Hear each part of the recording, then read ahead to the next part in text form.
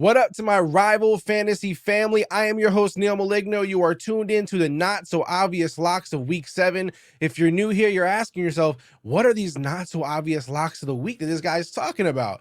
Not so obvious locks of the weeks are players who are not ranked inside the consensus top 10 this week, but who have the upside to finish there. I keep these episodes quick hitting. If you want longer interactive content, then subscribe to our channel. Catch our weekly live episodes, including our Start Sit Advice live stream. That's every Sunday at 11:30 a.m. before kickoff. It's not limited to Start Sit Advice questions. So if you have trade questions, waiver questions for next week, whatever it may be, don't feel limited to just Start Sit questions, but we are available to you guys. We answer every question. There's not an episode that's gone by where we haven't answered every single question that's popped up. At quarterback, Deshaun Watson was a full go at practice on Friday, and according to all reports, he looked really good. So I think it's safe to assume the Browns are going to go ahead and roll him out for action on Sunday. Now, it's also important to note that the Browns are still in a good place within their division, so they need Watson playing every week as much as possible if they don't want to fall behind. Watson has scored 20 plus fantasy points 2 out of the 3 games this season, and a matchup against the Colts in week 7 is an enticing one. A running game that's still rolling without Chubb, an elite wide receiver in Cooper. Watson is primed for a good week in week 7. He is my not so obvious lock of the week at quarterback.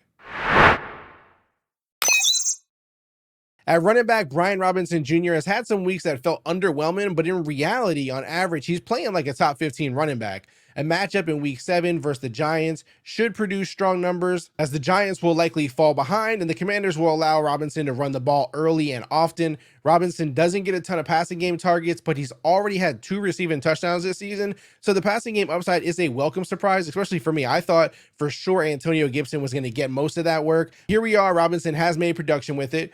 Facing the Giants in week 7, Brian Robinson is a safe bet to produce with the upside to get into the top 10 at running back. He is my not so obvious lock of the week at running back.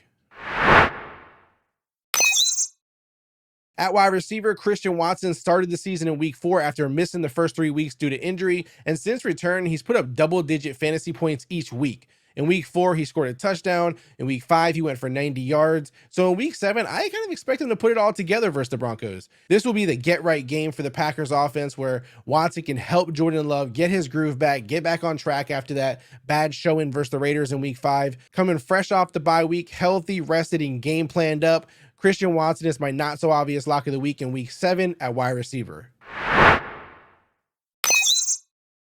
At tight end, I talked about this player on the waiver episode this week. I couldn't find a way to leave him off my not-so-obvious lock of the week this week. Michael Mayer is the tight end that is about to take off, and the week 7 matchup versus the Bears is a perfect one. With Jimmy G out this week, the Raiders are handing the keys to Brian Hoyer, which I know, Hoyer at quarterback isn't the most exciting thing to hear. It doesn't get you all warm and fuzzy when you're putting Michael Mayer in your starting lineup, but trust me on this one, Mayer's workload is only going to continue to go up, and the Bears defense this week is the victim of his rise within the Raiders offense. Now, if you want more fantasy football advice from Rival Fantasy, go ahead and subscribe to the channel. You'll get new content plus live shows weekly. Don't forget, we have our Start Sit Advice show every Sunday starting at 11:30 a.m. The more questions you guys got, the more of you that are there, the longer we end up pushing the episode, it seems, but it does start at 11:30. It's supposed to end at 12:30, but if you're dropping questions in there, we might extend it for you. We got love for you like that. If you prefer audio only, of course, you can subscribe to the show on Apple Podcasts or Spotify.